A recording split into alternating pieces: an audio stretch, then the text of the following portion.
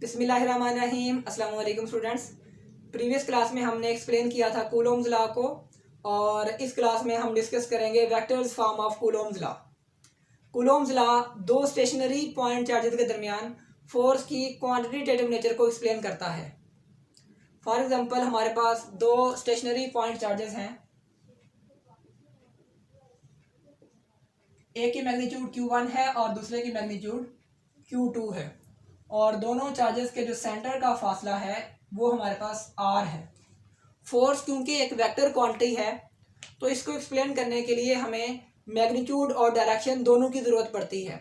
और ये जो फार्मूला है हमारे पास F = 1/4 pi epsilon naught Q1 Q2 over R², ये दो स्टेशनरी पॉइंट चार्जेस के दरमियान फोर्स की मैग्नीट्यूड को बताता है।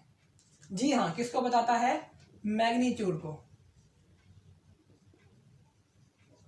अगर इस फार्मूले में हम फोर्स के साथ फोर्स की मैग्नीट्यूड के साथ साथ डायरेक्शन को भी बता दें तो फिर वो बनेगी vectors form of Coulomb's law. क्योंकि vector form of Coulomb's law force की मैग्नीट्यूड और डायरेक्शन दोनों को एक्सप्लेन करती है। अगर हम इस इक्वेशन में डायरेक्शंस को इन्वॉल्व करना चाहते हैं तो हमें कुछ नोटेशंस यूज़ करनी पड़ेंगी। जैसे कि अगर हमने Q1 से Q2 का डिस्प्लेसमेंट बताना हो तो हम कैसे बताएंगे? इसके लिए हमारे पास ये होता है कि हम सबसे पहले ऐसा करते हैं कि Q1 चार्ज को ओरिजिन के ऊपर कंसीडर करते हैं। मतलब कि ओरिजिन कहाँ पे है? Q1 चार्ज के ऊपर ओरिजिन हमारा मौजूद है, और दूसरा चार्ज कहाँ पे है? कुछ फासले पे है, जिसे हमने ये Q2 नाम दिया हुआ है। अगर हमने Q1 से Q2 का डिस्प्लेसमेंट निकालना है तो कैसे निकालेंगे? मुझे पता है, हम करते हैं फाइनल पोजीशन और माइनस इनिशियल पोजीशन। ये जो है ये दोनों चार्जेस के दरमियान का डिस्प्लेसमेंट होगा, लेकिन बुक नोटेशन में हम इसे लिखेंगे R21। R2 माइनस R1 को कैसे लिखेंगे? R21 वेक्टर लिखेंगे। मतलब Q1 से Q2 का जो डिस्प्लेसमेंट है इसे हम कैसे रिप्रेजेंट करेंगे? ये जो हमारा वेक्टर है Q1 से Q2 का, इसे हम करेंगे R12 और ये हमारा R21 फ्रॉम 1 to 2, 1 से 2 की तरफ ये वेक्टर हमारा जा रहा है। और अगर हमें Q2 से Q1 का डिस्प्लेसमेंट निकालना हो तो फिर क्या करेंगे? अगेन वही तरीका है हमारा। ये हमारा क्या है? Q1 और ये है हमारा Q2। इस मर्तबा हम क्या करेंगे? Q2 को ओरिजिन के ऊपर कंसीडर करेंगे, और Q2 से Q1 का फासला निकालना है तो कैसे निकालेंगे? फाइनल डिस्प्लेसमेंट और माइनस इनिशियल डिस्प्लेसमेंट। इसको कैसे लेबल करेंगे? इसे हम कहेंगे R12। अब यहाँ पे फाइनल क्या बनता है? फाइनल R1 है, ये R1 और ये हमारा क्या बनेगा? R2। देखा ना, यहाँ से हमने यहाँ पे आना है तो ये फाइनल है R1, और ये क्या है हमारे पास? ये जो फासला है इसे हमने क्या कहा हुआ है? Minus R2। तो ये क्या बनेगा? Minus R12 unit vector. मतलब क्या है? अगर हमने Q2 से Q1 का जो डिस्प्लेसमेंट बताना है तो उसे कैसे बताएंगे? ये Q2 से Q1 का जो डिस्प्लेसमेंट है इसे हम R12 वेक्टर से बताएंगे। R12 वेक्टर से बताएंगे। वेक्टर क्योंकि वेक्टर के पास मैग्नीट्यूड भी होती है और डायरेक्शन भी होती है। जैसे कि हमारे पास एक वेक्टर A है तो इसे कैसे लिखेंगे? ये A की मैग्नीट्यूड और साथ में A की डायरेक्शन, जो कि यूनिट वेक्टर से दिखाई जाती है, ये बताई जाती है। अब ये हमारे पास जो मतलब कि वेक्टर है R21 वेक्टर, R21 जो वेक्टर है इसे हम कैसे लिखेंगे? इसी तरह लिखेंगे फिर हम R21 की मैग्नीट्यूड और साथ में R21 unit vector. R21 unit vector क्या है? ऐसा वेक्टर जो Q1 से Q2 की डायरेक्शन को बताता है। ये हमारे पास क्या है? इसको हम ऐसे ड्रा कर सकते हैं, ये जी वो वेक्टर जो Q1 से Q2 की डायरेक्शन को दिखाता है वो यूनिट वेक्टर। तो इसे हम कैसे लिखेंगे? R21 unit vector. R21 unit vector. इसी तरह हम R12 को भी लिख सकते हैं।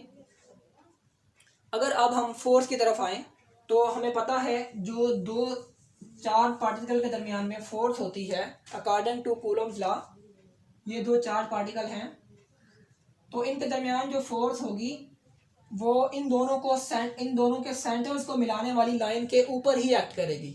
या तो फोर्स इस डायरेक्शन में एक्ट करेगी या फोर्स इस डायरेक्शन में एक्ट करेगी। ये डिपेंड करता है कि चार्जेस लाइक हैं या अनलाइक चार्जेस हैं। अगर ये लाइक चार्जेस हैं, दोनों पॉजिटिव हैं, तो फिर फोर्स उस डायरेक्शन में एक्ट करेगी। अगर ये अनलाइक चार्जेस हैं तो फोर्स हमारी इस डायरेक्शन में एक्ट करेगी। हमने इनको लाइक चार्जेस लिया हुआ है, लाइक चार्जेस, तो फोर्स जो है वो उस डायरेक्शन में हमारी एक्ट कर रही है, Q1 एंड Q2। अगर इस फोर्स को हमने लेबल करना हो, इसकी नोटेशन हमने बनानी हो, तो कैसे बनाएंगे? हमें पता है ये फोर्स कैसे जी, किसकी तरफ है? Q1 लगा रहा है Q2 के ऊपर, जिसके ऊपर लग रही होती है उसे पहले लिखते हैं 2 और ये 1। पहले हम लिखते हैं ऑन और फिर लिखते हैं बाई, ऑन और फिर बाई। किसके ऊपर लग रही है? 2 के ऊपर कौन लगा रहा है? 1। तो हम लिख देंगे Q2 मतलब कि F21, ये हमारी फोर्स की मतलब कि बन जाएगी नोटेशन।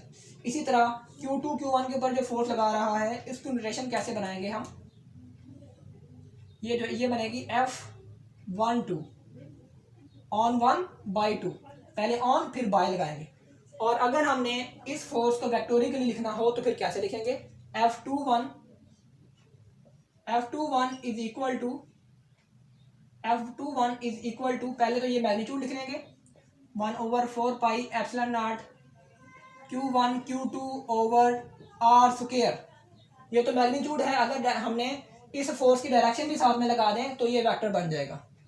अगर देखें तो ये फोर्स की जो डायरेक्शन है ये इस वेक्टर की डायरेक्शन में है, मतलब इस फोर्स की डायरेक्शन को हम इस यूनिट वेक्टर से भी दिखा सकते हैं। तो हम यहाँ पे यूनिट वेक्टर लगा देंगे R21 यूनिट वेक्टर।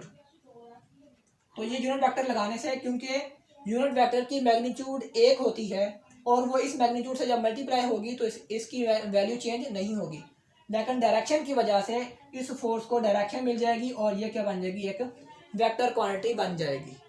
इसी तरह अगर हमने इस वाली फोर्स को रिप्रेजेंट करना है तो फिर कैसे करेंगे? F12 को F12 is equal to 1/4 pi epsilon naught Q1 Q2 over R square. और साथ में हमने ये डायरेक्शन दिखानी है तो यहाँ पे फिर हमें यूनिट वेक्टर यूज करना पड़ेगा जो इस वेक्टर की डायरेक्शन को बताएगा हमें। तो ये यूनिट वेक्टर होगा और ये यूनिट वेक्टर क्या होगा? R12 unit vector. तो यहाँ पे इसकी डायरेक्शन कैसे दिखा देंगे? R12 और ये यूनिट वेक्टर। तो ये दोनों हमने, ये है हमारी vector form of Coulomb's law.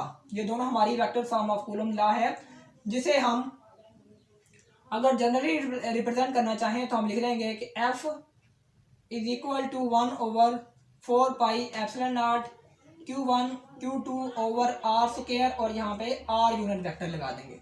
तो ये हमारी जनरल फॉर्म बन जाएगी। और अगर हम देखें यहाँ पे ऊपर वाली इक्वेशंस के अंदर, तो इन दोनों चार्जेस की इन दोनों फोर्सेस की मैग्नीट्यूड सेम है। F12 और F21 की मैग्नीट्यूड सेम है, लेकिन डायरेक्शन दोनों की क्या है? अपोजिट है। एक अगर इस डायरेक्शन में है जो कि F21 है, तो दूसरी इस डायरेक्शन में है F12। दोनों की मैग्नीट्यूड सेम है। अगर हम इन दोनों को दोनों को इक्वल करना चाहते हैं, अभी ये दोनों फोर्सेस इक्वल नहीं है क्योंकि इनकी डायरेक्शन अपोजिट है। अगर हम इन दोनों फोर्सेस को इक्वल करना चाहते हैं तो हम क्या करते हैं? F12 की डायरेक्शन को रिवर्स कर लेते हैं। डायरेक्शन को जब रिवर्स करेंगे तो ये नेगेटिव वेक्टर बन जाएगा उसी वेक्टर का, तो ये बनेगा -F12। तो हम यहाँ पे लिख सकते हैं कि F21 is equal to -F12। और ये तो इक्वेशन बन गई है, ये equation according to Newton third law है। तो ये इक्वेशन थर्ड, जो कूलोम्ब फोर्स है, ये according to Newton third law ही एक्ट करती है या न्यूटन के थर्ड लॉ को ओबे करती है। अगर हम एक और फॉर्म देख लें इस कूलोम्ब लॉ की, तो एक कूलोम्ब लॉ जो फोर्स है इसको वेक्टोरियली लिखने का एक और तरीका भी है हमारे पास, उसको मैं यहाँ पे लिख देता हूँ। क्योंकि हमारे पास ये F12 को अगर मैं यहाँ पे लिख लूँ तो ये हमारे पास क्या है? F21 is equal to 1/4 pi epsilon naught Q1 Q2 over R square और यहाँ पे है R21 यूनिट वेक्टर। अगर यहाँ पे हम देखें तो R21 यूनिट वेक्टर जो है वो क्या किसके इक्वल है? हमने यहाँ पे देखा हुआ है कि R21 वेक्टर जो है वो बराबर आ रहा है R21 के। इस R21 ये मैग्नीट्यूड बनेगी, इसको हमने R लिखा हुआ है तो हम इसको R भी यहाँ पे लिख सकते हैं R, और ये क्या है जी R21 यूनिट वेक्टर। तो इस R21 यूनिट वेक्टर को कैसे हम निकाल सकते हैं, R21 unit vector is equal to R12 vector, ये मुकम्मल वेक्टर है और वो यूनिट वेक्टर है। अगर हमने ये यूनिट वेक्टर निकालना है तो इस मैग्नीट्यूड को नीचे डिवाइड कर देंगे, तो R21 unit vector is equal to R21 vector divided by R, और यहाँ पे हम इसकी वैल्यू को पुट कर देते हैं। यहाँ पे R21 unit vector is equal to 1/4 pi epsilon naught Q1 Q2 over R square, और साथ में यूनिट वेक्टर कैसे लगा देंगे, R21 वेक्टर, यूनिट वेक्टर की जगह पे हमने मुकम्मल वेक्टर और डिवाइडेड बाई वेक्टर लगा देंगे। तो ये पहले भी वेक्टर था, अब और वेक्टर आ गया, तो ये क्या बन जाएगा, इन वेक्टर्स का स्क्वायर बन जाएगा 1/4 pi epsilon naught Q1 Q2 over R square, बल्कि स्क्वायर नहीं, अब क्या बनेगा R क्यूब, और यहाँ पे R21 वेक्टर बनेगा। इस हम R को R21 वेक्टर भी लिख सकते हैं। यहाँ पे R जो है R वेक्टर का क्यूब जो है, इसे हम R21 वेक्टर का क्यूब भी लिख सकते हैं, क्योंकि यहाँ पे हमने कहा हुआ है कि R21 की जो मैग्नीट्यूड है, R21 की जो मैग्नीट्यूड है वो वेक्टर R के इक्वल है, इन दोनों के दरमियान का जो फासला है उसके इक्वल है। और अगर हम F12 को लिखना चाहें तो उसको कैसे लिखेंगे, F12 is equal to 1/4 pi epsilon naught Q1 Q2 over R12 का क्यूब, और यहाँ पे R12 वेक्टर लिख देंगे। ये हमने कूलम्स लॉ को वेक्टर फॉर्म में रिप्रेजेंट कर लिया है, और इसका एक और तरीका भी होता है वेक्टर फॉर्म में रिप्रेजेंट करने का, और उसकी एक एग्जांपल भी हमारे बुक में दी गई है। नेक्स्ट हम उसको भी देखेंगे और साथ में बुक की एग्जांपल को भी सॉल्व करेंगे। अल्लाह हाफिज़।